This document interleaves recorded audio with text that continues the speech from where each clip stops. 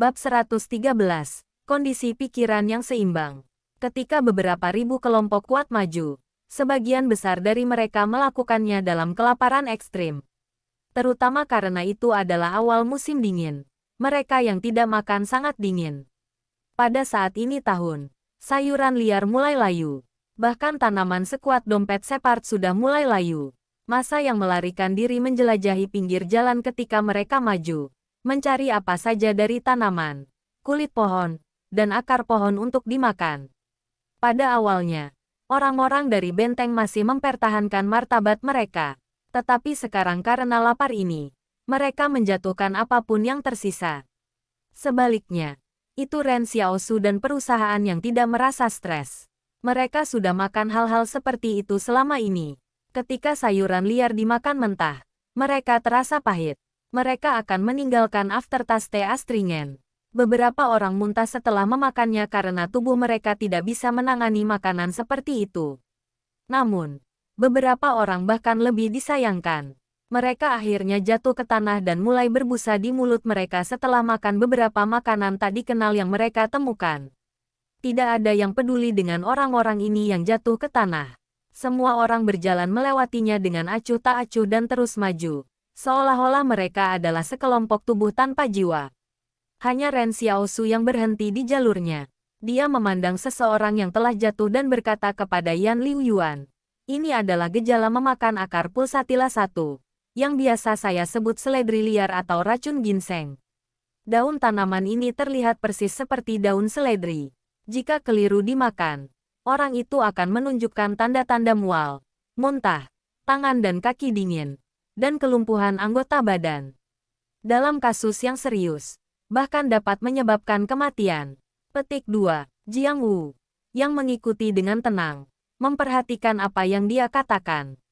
Setelah itu, dia memperingatkan murid-muridnya untuk tidak memetik tanaman dengan daun yang tampak seperti seledri. Para siswa berkata dengan bingung, tapi seperti apa daun seledri itu? Para siswa ini dulu tinggal di benteng. Jadi wajar saja jika orang tua mereka mengurus semua kebutuhan dasar mereka. Jadi siapa yang bisa mengetahui seperti apa daun seledri itu?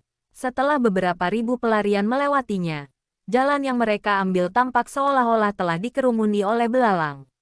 Tiba-tiba, Ren Xiaosu melihat kendaraan off-road di depan mereka.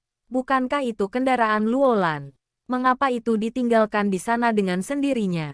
Semua orang pergi untuk melihat dan terkejut melihat bahwa bingkai kendaraan rusak tidak dapat diperbaiki. Jalan tanah di hutan belantara ini sangat bergelombang. Jadi bahkan jika kendaraan off-road sangat cocok untuk kondisi seperti itu masih tidak bisa menahan pelecehan. Mungkin Luolan bahkan tidak bisa berharap bahwa dia akan mengalami kecelakaan. Akibatnya, mereka harus meninggalkan kendaraan. Kerumunan pelarian dengan panik membuka pintu kendaraan untuk mencari apapun di dalamnya yang bisa dimakan. Tetapi mereka semua kecewa karena bagian dalam kendaraan itu dibersihkan. Bahkan kulit jok sudah dilepas. Tidak hanya itu, beberapa bagian yang lebih mudah dibawa juga dilepas. Ren Xiaosu menyimpulkan bahwa bagian-bagian itu harus diambil untuk digunakan sebagai suku cadang jika kendaraan lain tidak berfungsi. Adapun kendaraan ini, itu total. Ren Xiaosu bertanya-tanya apakah Luolan sedang berusaha sekuat tenaga untuk bergegas ke Stronghold 109. Logikanya, Luolan bahkan mungkin sudah tiba di Stronghold 109 sekarang. Hari ini, banyak pelarian sedang mendiskusikan apakah mereka akan diizinkan masuk ke benteng ketika mereka sampai di sana. Atas dasar apa Stronghold 109 dapat menolak mereka untuk masuk? Bagaimanapun, mereka adalah penghuni sah dari kubu. Meskipun ada pembagian besar antara berbagai benteng, dengan organisasi pengendali sejati dari setiap benteng, mereka semua seharusnya berada di medan perang yang sama.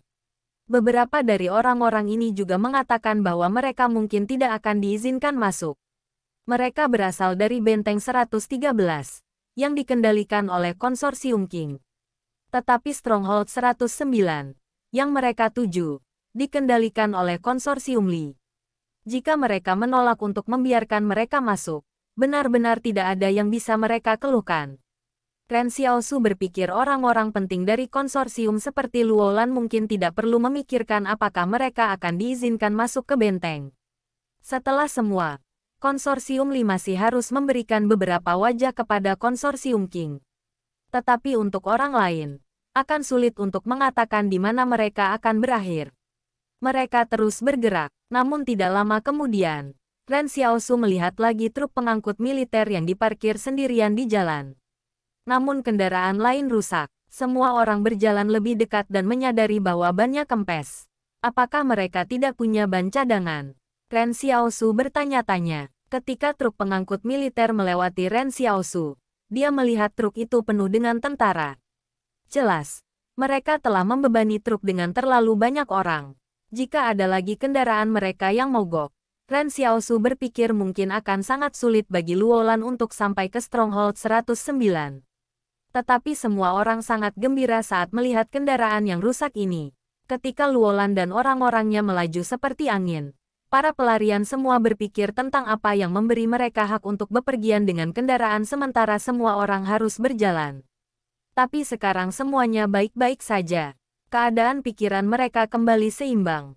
Pada malam ini, semua orang duduk di sebelah truk angkutan militer yang ditinggalkan untuk beristirahat. Itu bahkan tidak bisa disebut perkemahan. Karena itu murni sekelompok orang yang berkerumun di tanah di hutan belantara untuk tidur. Tanah membeku, dan berbaring di atasnya akan menyebabkan suhu dingin tanah meresap ke dalam tubuh mereka. Banyak dari orang-orang ini yang ingin menyalakan api unggun. Tetapi masalahnya adalah mereka tidak memiliki apapun untuk menyalakan api. Setelah Ren Xiaosu menemukan tempat untuk Yan Liuyuan dan yang lainnya, ia pergi untuk mengambil beberapa kayu bakar. Cuaca yang terkutuk semakin dingin, sehingga kayu bakar harus bertahan sepanjang malam. Kalau tidak, semua orang bisa dengan mudah masuk angin ketika mereka bangun keesokan paginya. Meskipun Wang Fugui membawa persediaan obat-obatan, siapa yang waras memilih untuk sakit tanpa alasan yang jelas? Saat ini, cukup mudah untuk menemukan kayu bakar. Ketika Ren Xiaosu kembali membawa tumpukan besar, dia melihat Jiang Wu berjongkok di tanah saat dia berusaha untuk memulai api unggun. Guru perempuan ini telah mengatur murid-muridnya dan meminta mereka mengumpulkan banyak kayu bakar. Kemudian dia berusaha paling keras untuk mengebor kayu untuk menyalakan api. Ren Xiaosu diam-diam menggelengkan kepalanya, berpikir bahwa guru wanita yang rapuh ini mungkin belum pernah melakukan pekerjaan yang sulit sebelumnya. Orang normal yang ingin menyalakan api dengan cara ini bahkan mungkin tidak bisa menyalakannya setelah melepuh tangan dari mengebor kayu. Jiang Wu pikir dia mungkin juga bor tangan keras kepala untuk menyalakan api. Seorang siswa laki-laki berkata, "Guru, mengapa Anda tidak membiarkan saya melakukannya?" Jiang Wu menggelengkan kepalanya. "Kamu siswa, tidak perlu melakukan pekerjaan kasar dan keras seperti itu. Pergi dan istirahatlah." Petik 2. Dia melirik ke sisi Ren Xiaosu, berharap belajar dari menyaksikan bagaimana dia mengebor kayu untuk membuat api. Pada akhirnya, dia melihat Ren Xiaosu mengeluarkan sekotak korek api. Mengapa orang ini selalu begitu siap? Jiang Wu menutup mulutnya dengan heran. Mereka semua jelas merupakan pelarian sesama.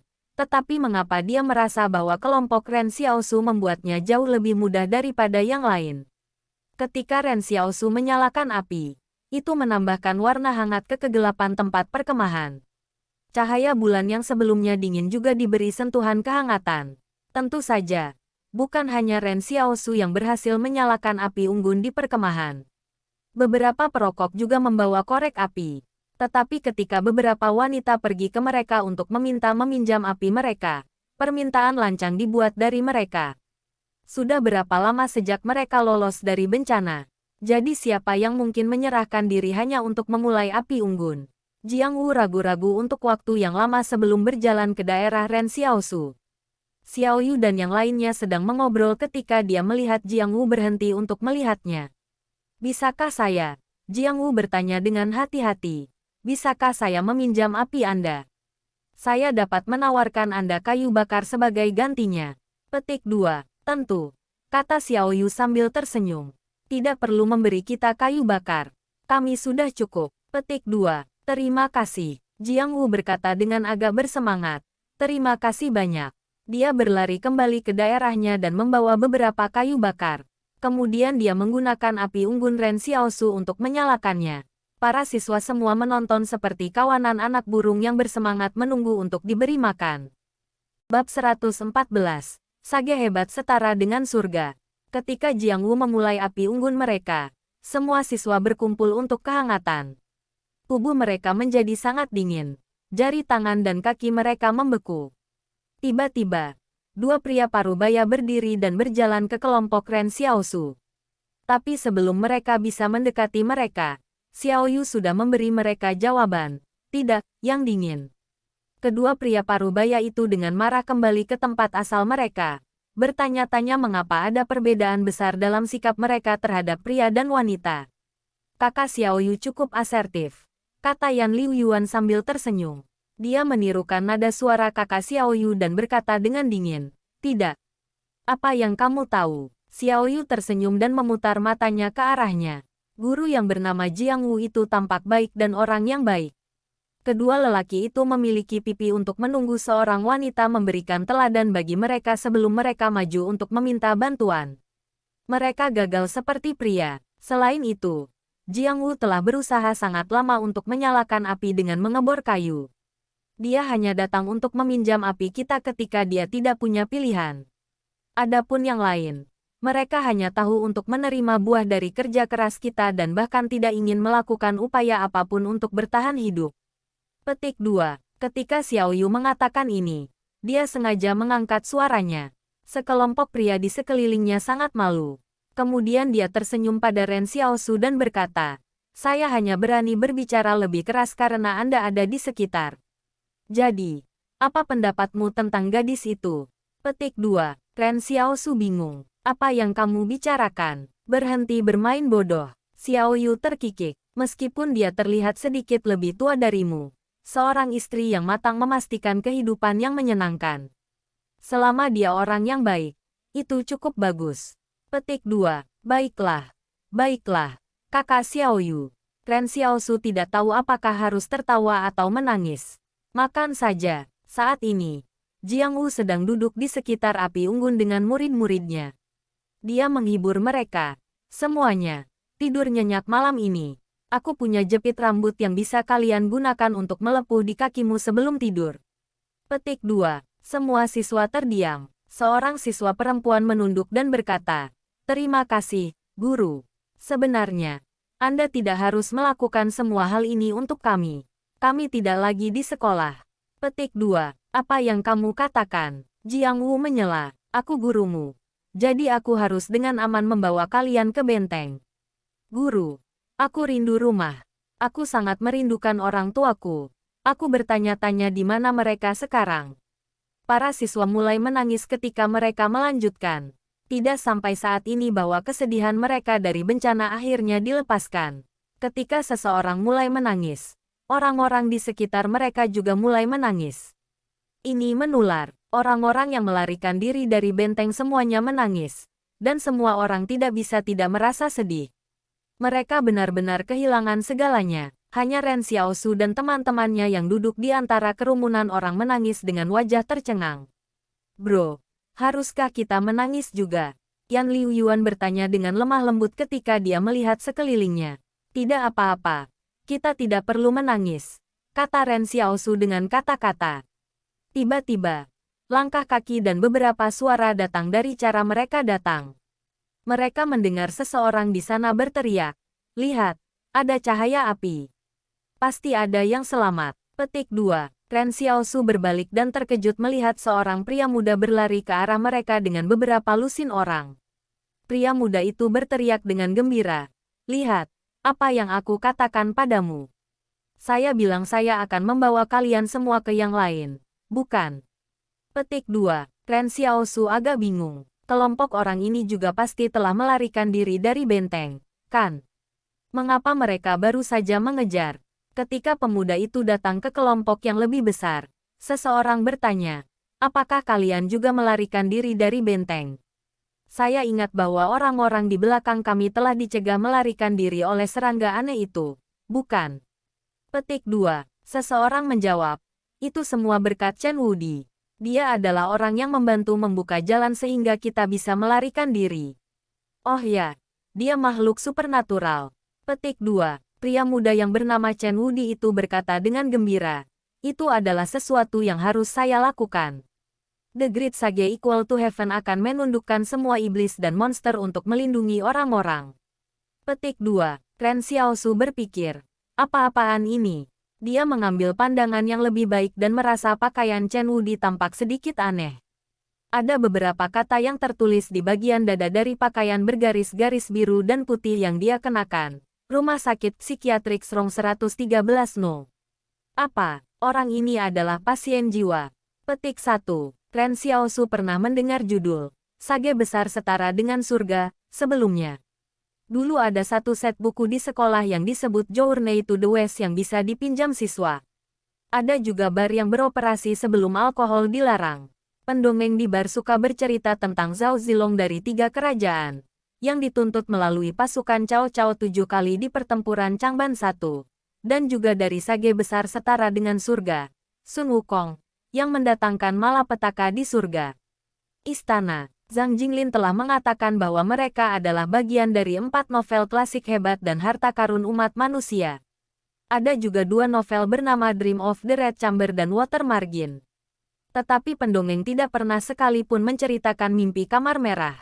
Seseorang pernah bertanya kepada pendongeng mengapa dia tidak pernah menceritakan mimpi kamar merah. Sang pendongeng tersenyum dan mengatakan itu karena dia tidak merasa cukup menarik untuk menceritakan kisah itu. Beberapa tahun yang lalu, Ren Xiaosu suka membawa Yan Liuyuan untuk mendengarkan cerita. Tetapi ketika alkohol menjadi dilarang, kehidupan menjadi lebih sulit juga. Karena mereka tidak tahu kemana perginya si pendongeng. Mereka tidak bisa lagi mendengarkan ceritanya. Pada saat ini, seseorang berbisik kepada seseorang yang berdiri di samping Chen Wudi. Apakah dia melarikan diri dari Suaka? Bukankah dia salah satu dari orang-orang yang ditangkap konsorsium King beberapa waktu lalu? Petik 2. Pria di samping Chen Wudi berbisik. Saya khawatir itu mungkin terjadi. Dia adalah makhluk supernatural yang dapat mewujudkan staf di tangannya. Bahkan, dia juga sangat kuat. Tetapi dia terus bersikeras bahwa dia adalah reinkarnasi dari Sage Besar. Kami tidak tahu apakah itu benar atau tidak. Petik 2. Jujur. Mereka akan menganggap Chen Wudi hanya sebagai pasien dengan paranoia jika dia bukan makhluk gaib. Tapi itu berbeda sekarang karena beberapa orang, dalam keadaan linglung mereka, sebenarnya mulai sedikit percaya pada apa yang dikatakan Chen Wudi. Tapi tentu saja, mereka juga skeptis. Ren Xiaosu memandang Chen Wudi dengan rasa ingin tahu karena dia sekarang sangat tertarik pada segala sesuatu yang berkaitan dengan makhluk gaib. Tapi ketika tatapan Chen Wudi menyapu kerumunan, ekspresinya berubah ketika dia melihat Ren Xiaosu. Matanya tampak dipenuhi dengan kegembiraan. Beri jalan, buat jalan. Chen Wudi meremas kerumunan saat dia berjalan ke Ren Xiaosu. Ren Xiaosu punya firasat buruk tentang ini. Yan Liuyuan bertanya dengan berbisik. Kak, apa kau kenal dia? Tidak, kata Ren Xiaosu dengan bingung. Chen Wudi mendekati Ren Xiaosu. Akhirnya, dia berhenti ketika dia datang sebelum Ren Xiaosu dan menatapnya dengan mata menusuk. Tuan, kata Chen Wudi mengejutkan. Ren Xiaosu tidak punya jawaban. Apa-apaan? Chen Wudi berbalik dan berteriak kepada mereka yang bersamanya. Saya menemukan tuan saya. Kalian urus dirimu sendiri. Saya akan mengantarnya ke surga barat dengan naik haji untuk mendapatkan kitab suci Buddha. Petik 2. Semua orang yang menonton terdiam. Wang Fugui ada di sebelah mereka dan mulai tertawa seperti orang gila. Meskipun dia tidak bisa mengerti apa yang sedang terjadi, dia merasakan kegembiraan yang tak dapat dijelaskan ketika dia melihat ekspresi kaget Ren Xiaosu. Tetapi pada saat ini, Chen Wudi menoleh ke Wang Fugui dan berkata, "Babi, apa yang kamu tertawakan?" Wang Fugui berhenti tertawa. Chen Wudi mengabaikannya dan melanjutkan untuk melihat Wang Dalong. Lalu dia berkata sambil tersenyum, "Friarsen, kamu di sini juga. Itu keren." Wang Dalong bingung dan tiba-tiba merasa bahwa hubungannya dengan ayahnya tampaknya telah berubah. Awalnya, mereka adalah ayah dan anak. Tapi itu telah berubah menjadi hubungan sesama murid. Apa-apaan ini? Ren Xiaosu tiba-tiba merasa sedikit melankolis. Apakah dia benar-benar harus pergi ke surga barat untuk mendapatkan kitab suci Buddha? Titik balik dalam kehidupan selalu tak terduga.